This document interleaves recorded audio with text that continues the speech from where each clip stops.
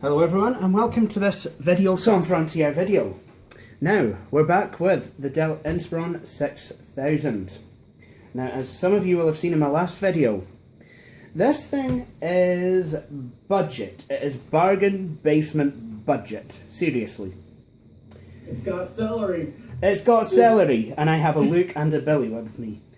Both Luke... Well, it could be worse. It could have an AMD cucumber. An AMD cucumber. Yeah, it could be an Inspiron 601 with an AMD Sempron. Yeah. I don't know if the Inspiron 601s exist, but they do now. In my fantasy world. In our imagination. That's not the kind of imagination I want. In imagination land, where you fart where you burp and you burp where you fart. Indeed, that's how it happens. So. We're gonna go some way in this video to put in paid to the bargain basementness of the machine. So, what we're gonna do, first things first, cup of tea. I am actually being serious, I need a cup of tea. Before I even so much as think about even turning a screw in this machine. Seriously, I need a cup of tea. And said cup of tea is actually going to go... I'm just going to stick it in a vintage computer corner. Because, yeah. Because there's nothing like a cup of tea with a vintage computer. It's pretty much my life when I'm feeling up to it. Yep. So, what we're going to have to do, we're going to remove a couple of things. We're going to have to remove the DVD. We're going to have to remove the DVD-ROM drive. But before we do anything, what I'm going to need to do is remove all sorts of power. This battery's not working, but still, that's no excuse. I need to get rid of it from the system, just to make sure I don't zap anything. Right, okay. Now, we have Luke here. He has actually rebuilt these before. So, hopefully... you know, if anything goes harp-a-derp, I can maybe get some help.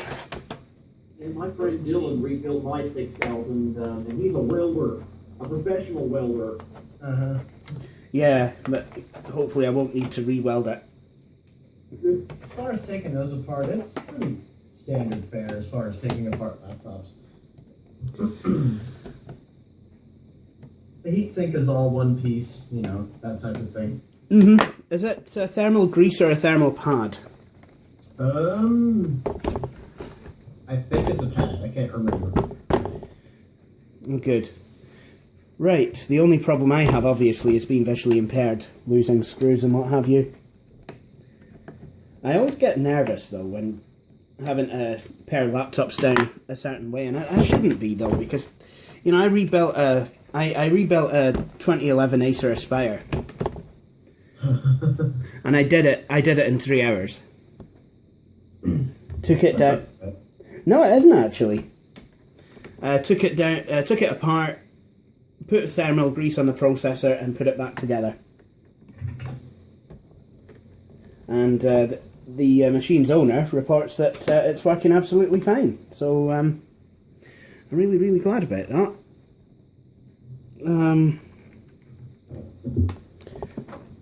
Except her daughter seems to have co-opted it. So, yeah. To see. There we go. Got 2 screws removed. I'm going to just stick them out of... I'm just going to stick them off camera here. Just to... And of course, I will be referring to the service guide as well.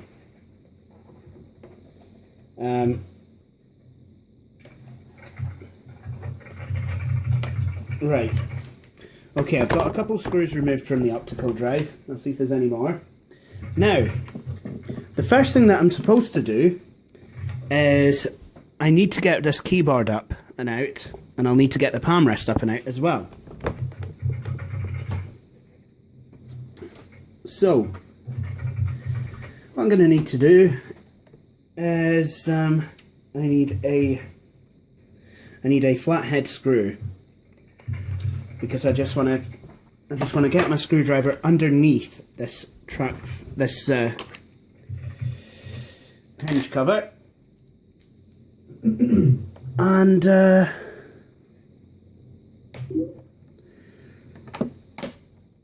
flathead screws around silver paint. This can only go well right enough. Yep.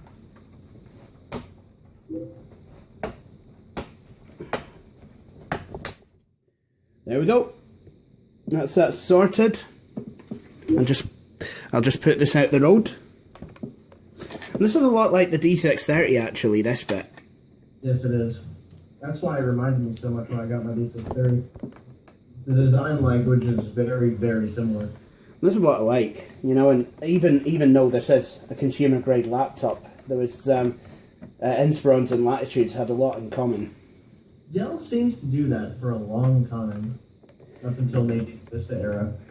Yeah, it's a shame. I think the Inspiron 1000 was the only one really, of one of the few of this era that was really properly consumer grade, and you could tell a mile off. You know, just tell by looking at it. Tell by looking at it, tell by the design language, you could just tell. Right, now, I don't know how... Finally managed to get this cover removed. Always check under stickers for screws. It was thanks to Billy Corr finding me a Dell Inspiron video. And I was like thinking, hey, there's a screw, there should be a screw there, and there should be one here, and there's not, and I don't know why, and I'm going to write to my MSP. But now the time has come to remove the heatsink.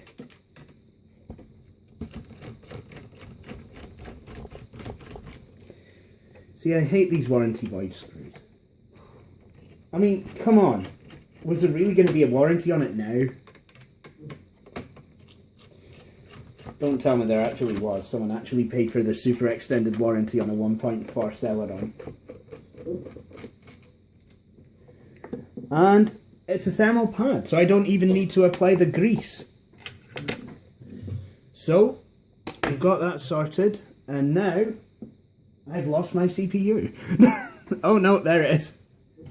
Don't lose that.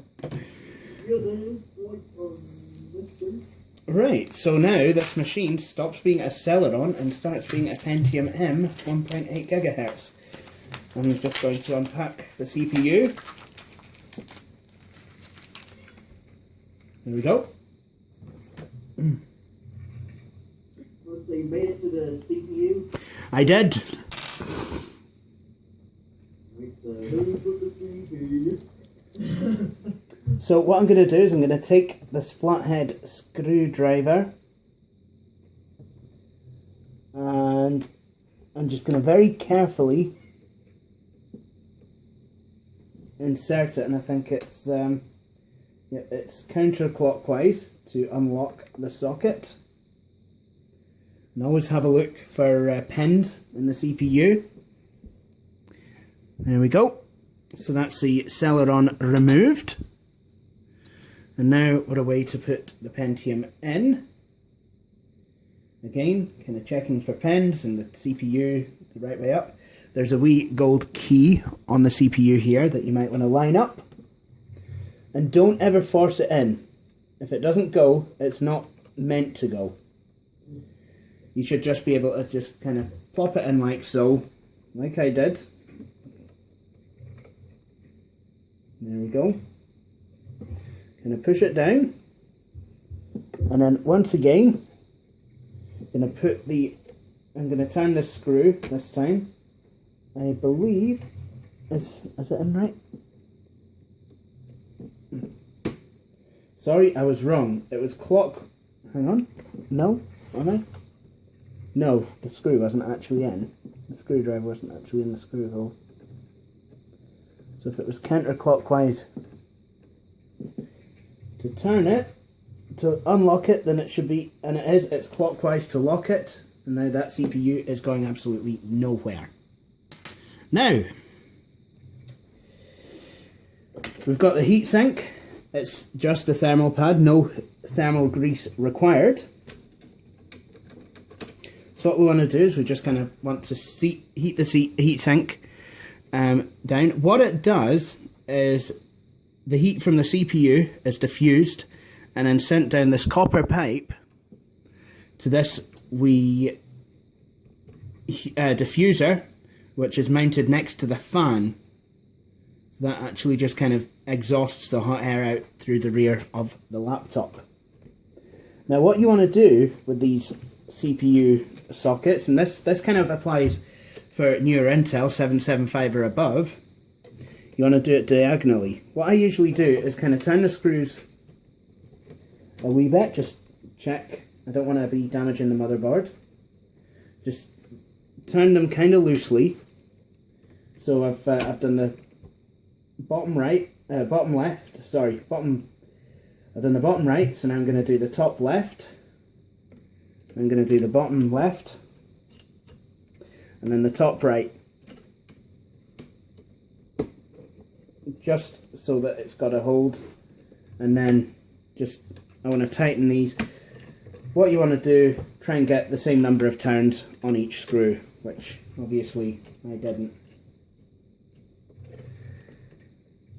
Hang on, did I do this right?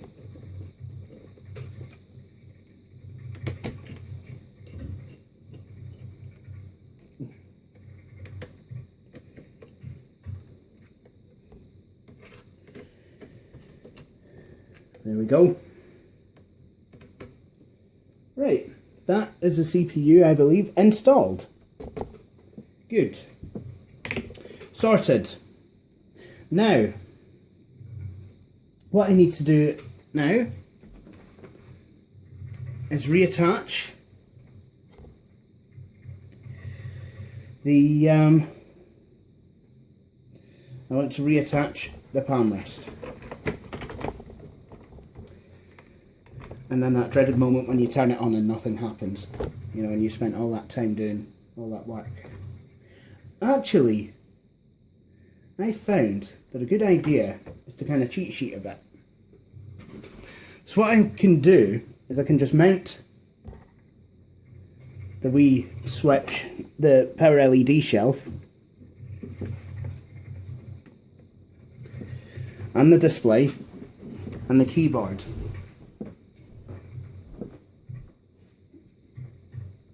All while the machine is still kind of in bits. And I'm just going to do this just to check that it's all working. See? I'm not ever going to kind of run the machine like this, but this will be perfect. Like I said, just to check to see if the CPU is actually working and fitted, and even if it's compatible. Knowing my luck, Dell's actually cheaped out on the mainboard on these the lower end models or something, although I don't think they should have done. Right, now I just want to plug this in. Oh, wait, before I do anything, I might want to add some memory. I took it out. So, I'll be right back. Okay, so here's a laptop. This is not how Dell intended it to run, but smoke test.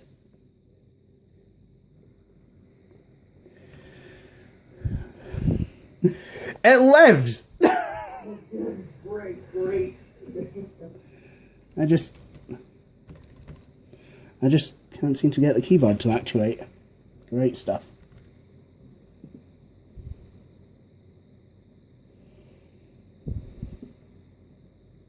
Look, it says Pentium M as well now, instead of it saying Celeron. Oh, yeah. I don't think the one you got Okay, the laptop that is had a sticker on it with a CPU. No, it doesn't. I guess they're too ashamed. There we go. Intel Pentium M, 1.86 gigahertz. There we go. Build your own Centrino. Yeah. Seeing the 2 gigs of RAM, if you already put that in there? I've not put that in yet. I've just kind of gone with the original amount of RAM. Which brings me on to a point. If you're doing an upgrade of a system and you're not completely confident about how it's going to go, do one part at a time. Do one part at a time. I will find the 2 gigs of RAM. Once this machine is back together and I'm confident that I'm happy with the way it's working, then I will install the 2 gigs of RAM. Then I will install XP Media Center. Then I will save up and buy the ATI graphics module. And the DVD burner.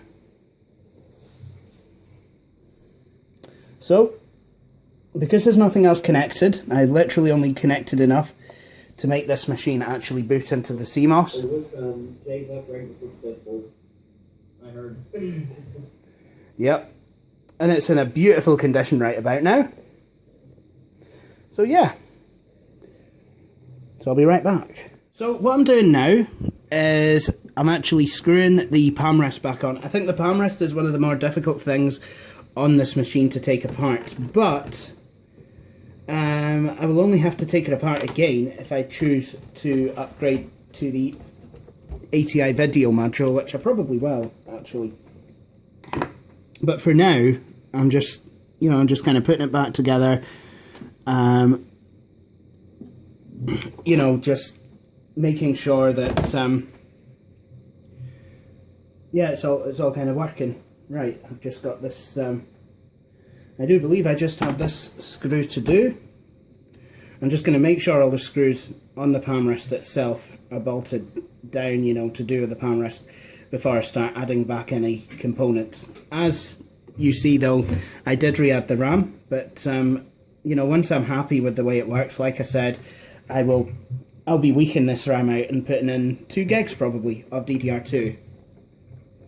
This machine is just going to be pure transformed by the time I've done. And for good reason. Okay, right enough. Because Billy's Inspiron is better than mine. And here's where there was stickers on the screw. You can now see that the warranty is voided. Sorry, Dell. Sometimes you just got to take decisions into your own hand, You've just sometimes got to take a chance. You can. There we go.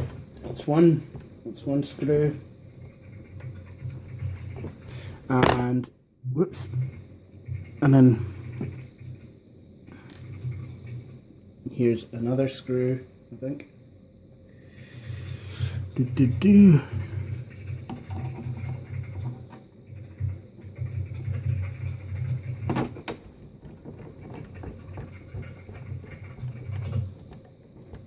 There we go. I think that's pretty much all of the ham rest ones done.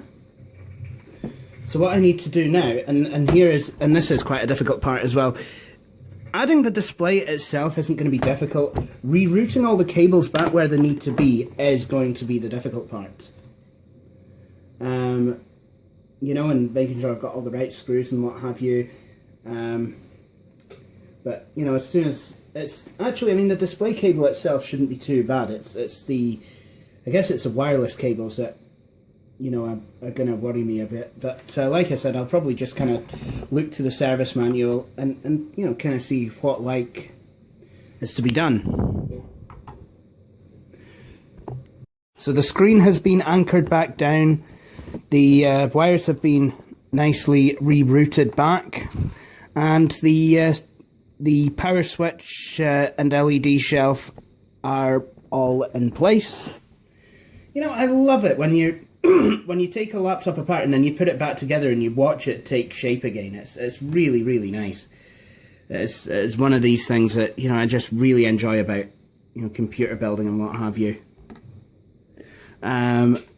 I think while I'm thinking about it, I think what I will do is, well, hang on, no, I need to, there are a couple of screws I need to lash down that you don't always hear about in these Dell manuals. There's a screw right where the wireless card sits that I'm just going to screw in place. There we go. And I'll just see if there's any, I'll just see if I can see if there's any more. Yep, there's one there for the screen hinge. There we go. That needs put in place.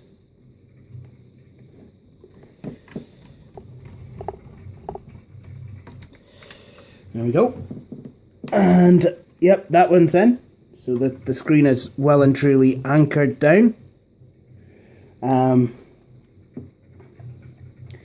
The LED shelf has been screwed on. It's going to be screws for the keyboard. But for now, I'm just going to stick the wireless card back in place. And this is where I'm guessing this machine becomes a Centrino. So at the moment it just says Pentium M on the splash screen, but as this is an Intel wireless controller, this will probably now become an Intel Centrino process, an Intel Centrino thing. Yeah. See, the thing about Centrino, and I did fall for this actually, is that, and the same with Vive, is not a processor. It's not even technology that's included on a processor.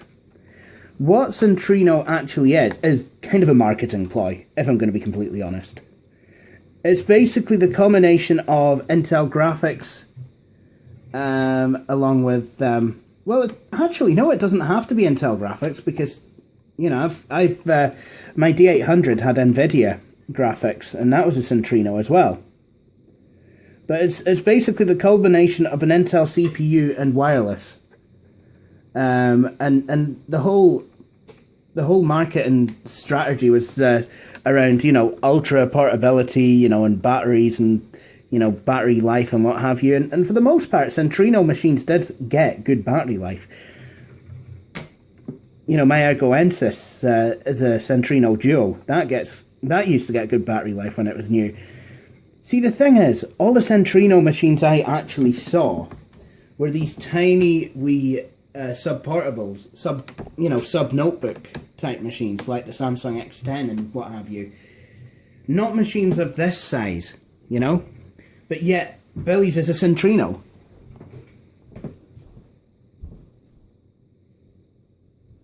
So it's just, like, never believe the marketing hype.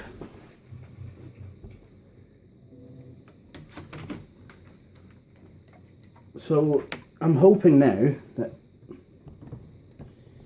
and there we go, we'll put the keyboard back. I'm hoping now that I don't have too many screws left over, because that is properly embarrassing when that happens. See, now this is actually starting to look like a Dell Latitude again. Dell Inspiron. Yes, that's exactly what I mean. Right, now if I'm correct, which I should be, there should be 2 screws to lash this keyboard down, and then 1 to hold the optical drive in place.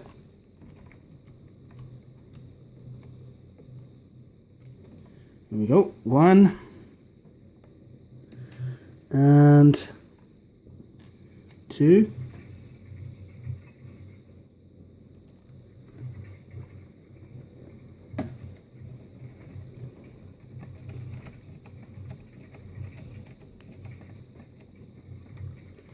There we go, I think. What I will do is I'll now move round to the back, because I removed the communications interface, the communications controller, and it needs reattaching. So this has got a very, very tiny plug that I believe leads to the Ethernet and LAN ports. Well, the cable does.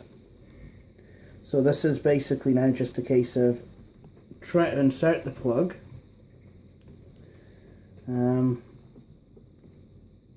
Again, being visually impaired, it actually makes it quite difficult.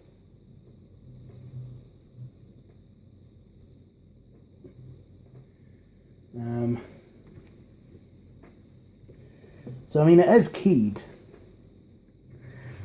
I think it'll only go in one way.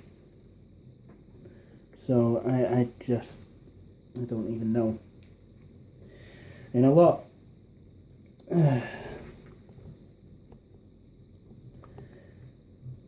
guess if I had a magnifier like Elmo says, it would be a lot easier. But that's this plugged in, and then there, it just kind of plugs in down here. There's a wee plug on the end of this that just kind of plugs in to the main board. Kind of connects the controller, Ethernet controller, and I believe the modem up to the main board. There we go. And then there's a tiny wee screw that actually holds it all in place.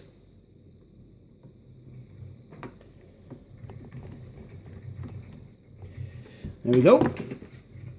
And then we have the optical drive.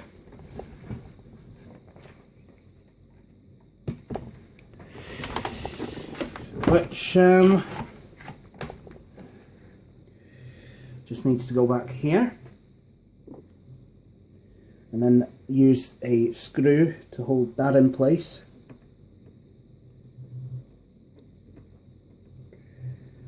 Just try and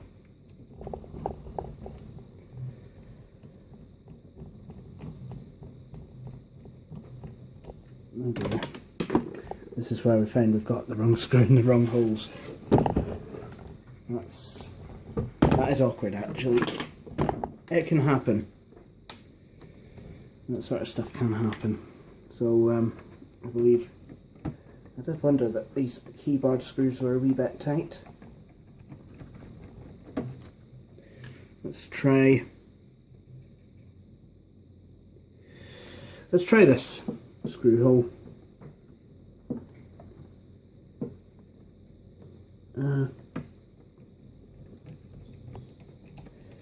Yep, that does actually seem... Oh yeah, that is true.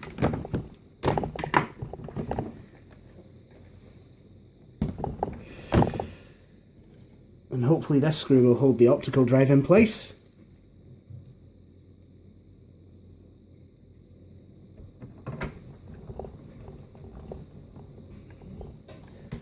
Oops. There we go.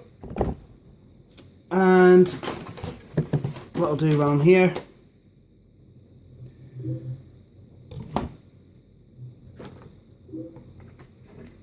I'll just knock this cupboard door back on. I'll just knock this compartment door back on. There we go.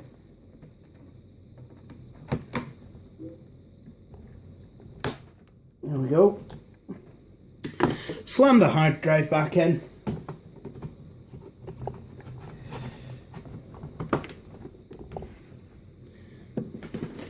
Throw in the battery.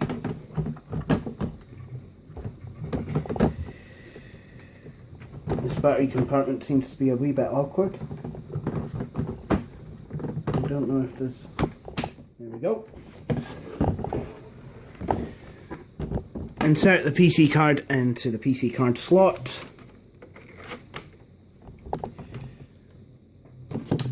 And throw the hinge cover back on.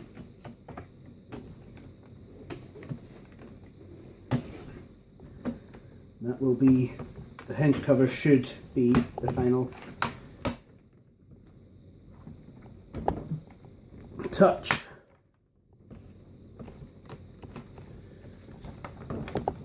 And there you have it. A fully reassembled Dell Inspiron 6000. But now we need to check everything is working. Because I mean, there's a good chance that I've missed something. So I'm glad I've not actually deleted Windows or anything. So, you know, this should go back.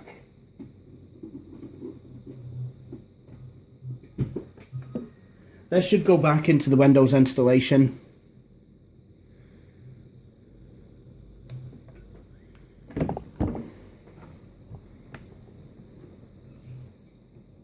And look, Centrino. I've actually built myself a Centrino, guys. That marketing.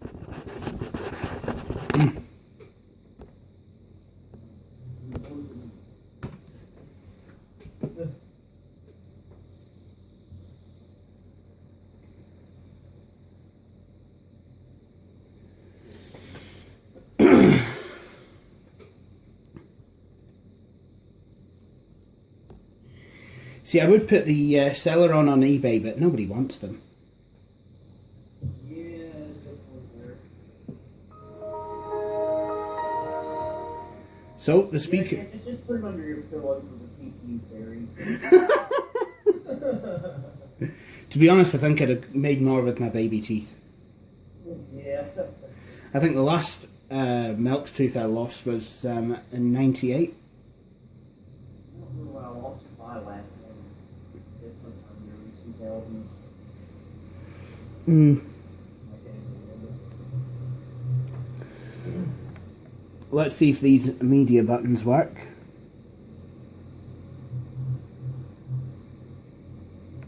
I think with those media buttons, you have to have quick set installed. Yeah.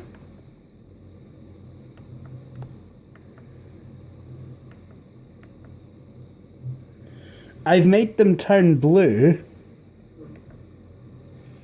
Yeah, they do turn blue. Yep.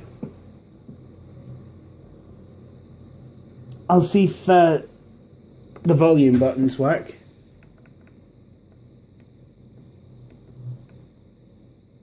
Well, the volume slider seems to work. So I would say that that is a machine put back together.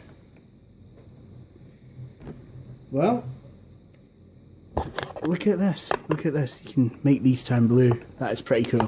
I like it. How mid-2000s is that? I've got a cool laptop, the buttons turn blue.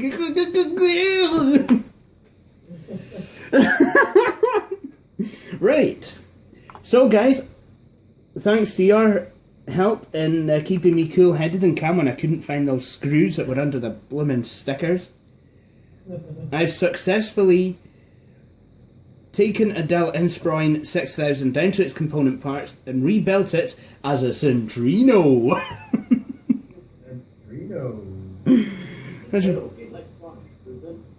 Centrino. So I have a Centrino.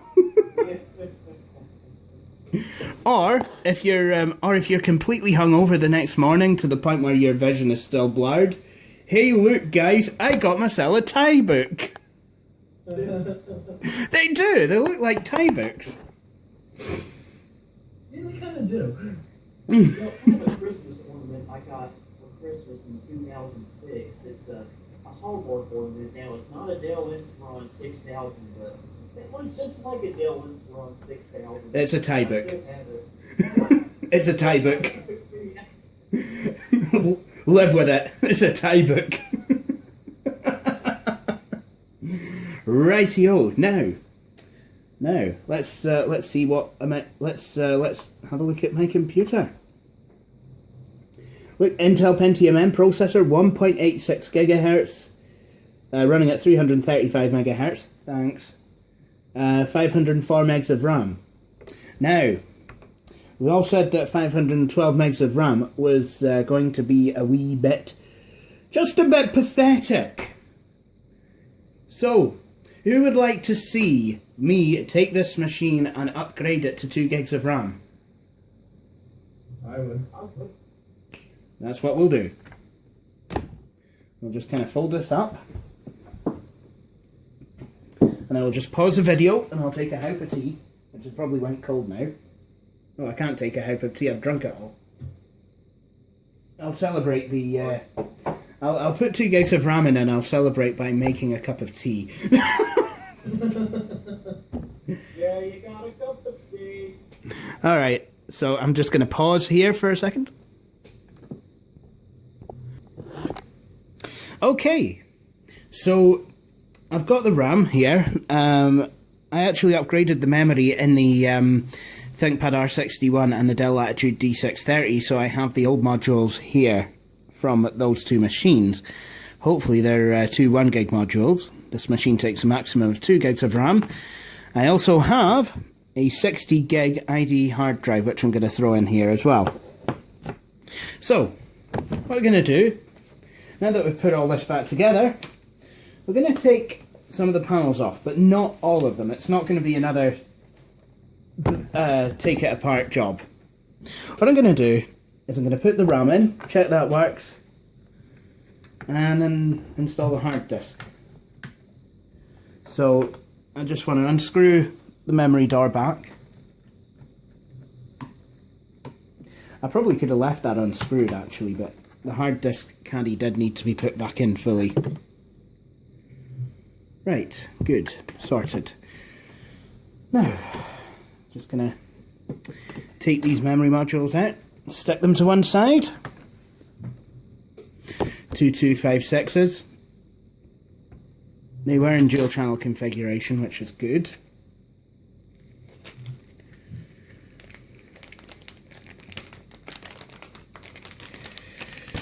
There we go.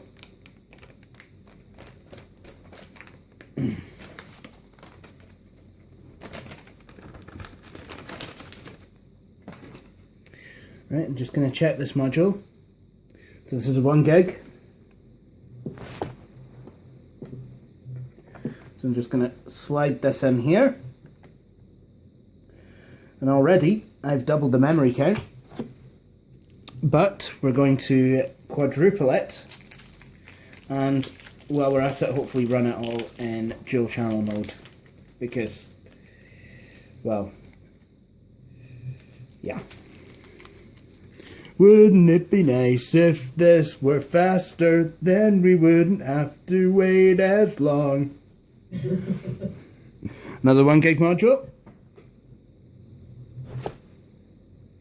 Similar make. Just gonna check. PC2 5300S. The PC2 5300. I think these RAM modules are from different eras, but they're both the same make and the same spec. There we go. There we go.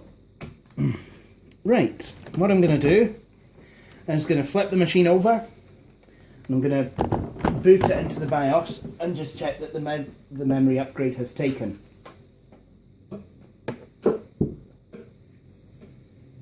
Smoke test! It posted. The amount of system memory has changed.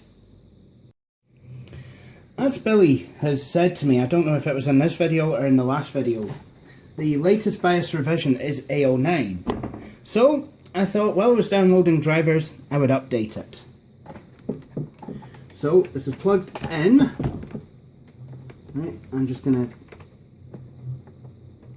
plug my USB drive in.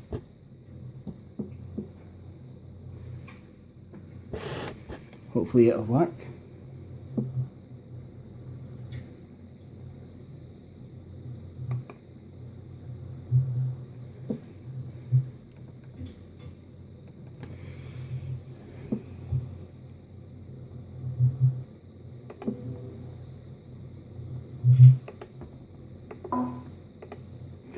Excellent. That's that sorted. I'm going to copy everything to the. I'm going to copy this to the drive.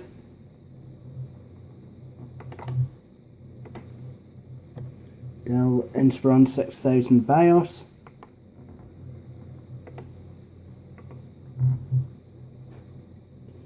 Where is it?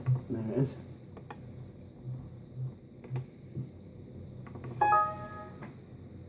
The battery must be charged above 10% before the BIOS. Right, I think I can do a dirty trick here. I can actually use the hashtag. I can actually use the force-it switch, which is not recommended. So I've just copied the file to the C drive.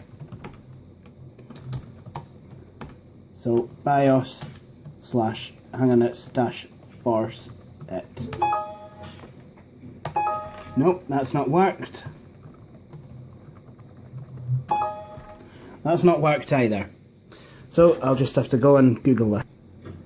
Okay, so what I've decided to do is copy the BIOS boot file, the BIOS file to a floppy disk, and what I'm going to do is boot from a floppy drive.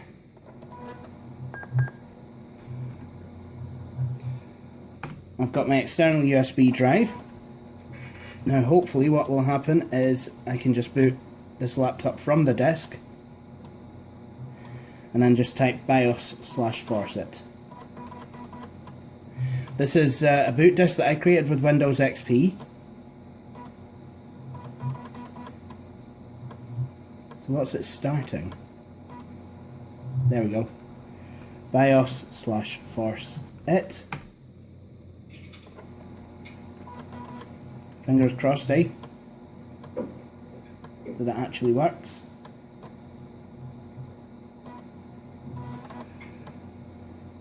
Now it's loading the Flash BIOS update program version A09. Like I said, do not ever try this. Seriously, just don't. I cannot be held responsible for damage to equipment that you may cause by updating the BIOS without a charged battery or what have you. And you also need a home freighter or any nearby schools or any nearby power lines. So you see the power line is a buffet. Yes. Okay, verifying system configuration. ROM file CRC32 is correct. Press any key to continue. About to replace the Dell Inspiron 6000 BIOS. Press Y to replace A07 BIOS with A09 BIOS. Y. I don't know why. Pardon? I don't know why. So what's happening now is the BIOS is being written. It's rewriting. Done. Rebooting. So now, BIOS revision A09. We've done it.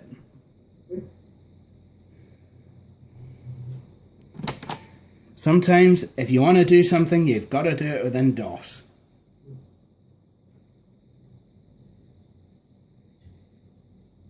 And this actually, ironically enough, has an option to enhance the battery charging algorithm.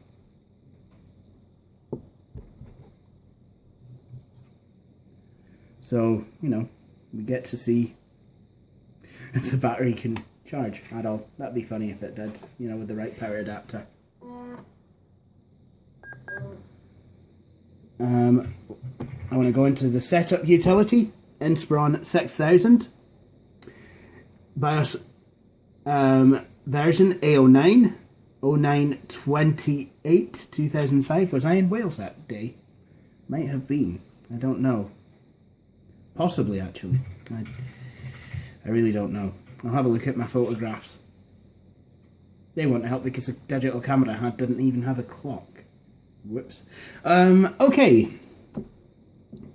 Pentium M. 06D8, 800 megahertz current clock speed, minimum clock speed 800 megahertz, maximum clock speed 1.86 gigahertz, processor cache size 2048 kilobytes, hyper-threading capable, nope, 2 gigs of RAM at 533 megahertz, dual channel DDR2 SD RAM. So let's go back into Windows.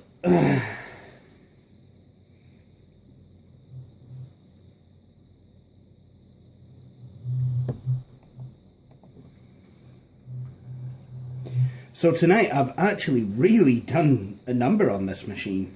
I know. And I'm not even started. Because we've still got to replace the hard drive and install Media Center.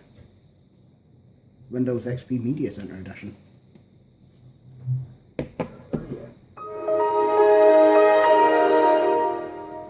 Piano of death.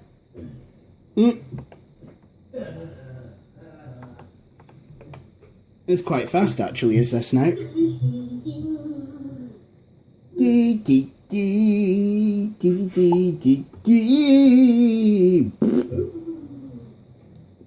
Excellent, right. Okay, it still says it's running at 335 megahertz, but...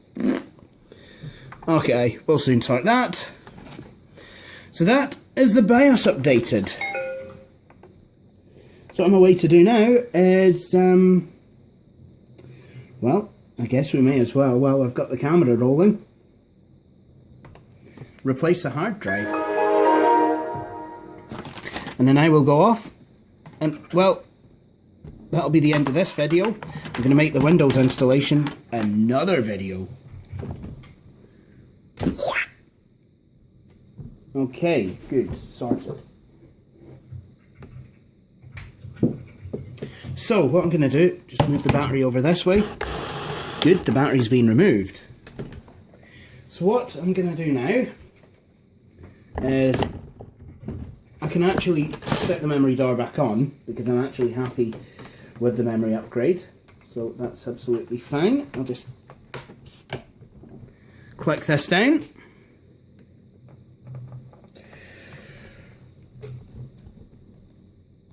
There we go.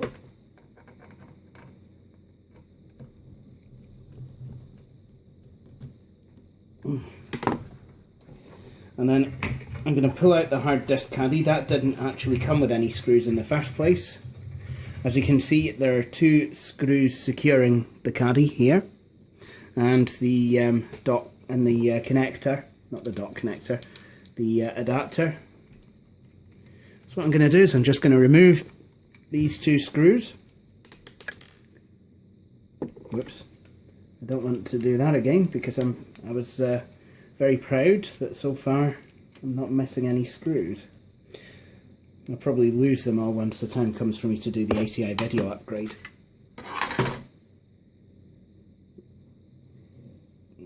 I'm just going to carefully remove this adapter. I don't want to bend any of the pins. Like that. Whoops. I mean, those would soon bend back, obviously, but, you know, it's best to not even think about them bending. So just, yeah. Okay, that's that sorted. That's one hard drive out of the way. And now we've got the 60 gig drive. It's, unfortunately, it's a Travel Star, but, oh well. So, I'll just empty it out into here. And I'll put this drive back into the anti-static bag, so I can use this on another application. There we go.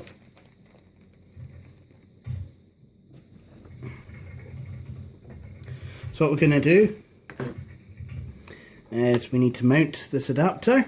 As you can see, it's, I don't know if you can see, but yes, you can actually quite clearly. It's keyed, so it can only go the one way. So what we need to do is get this adapter installed onto the end of the hard disk, and just now use the screws to screw this in. Sorry, I'm doing a lot of this off camera.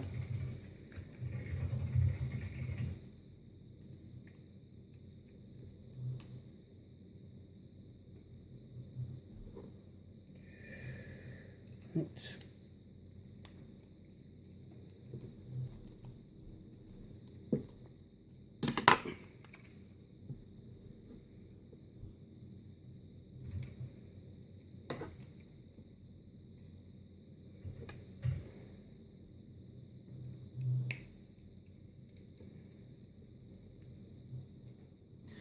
There we go.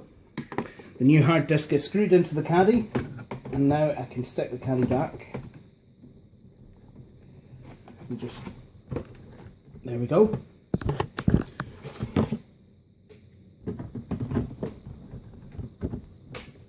Throw the battery back.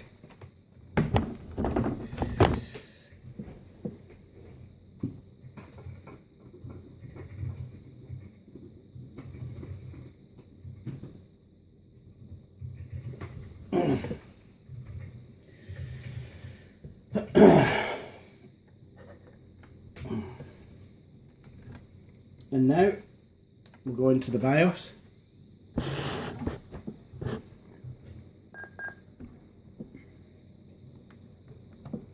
Find out about the hard disk.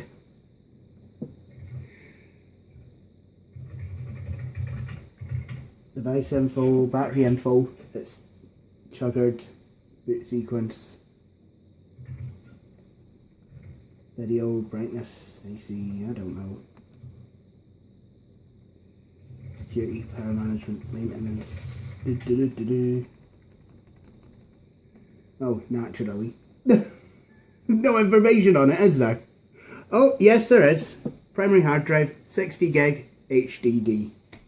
Well, CDRW DVD combo, Intel 915 GM graphics, video BIOS version 1219, video memory 8 megs, terrible, 15, and they're connected to a 15.4 inch wide XGA display with a native resolution of 1280 by 800.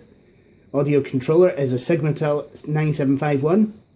Modem controller is a Connexent D110 MDC.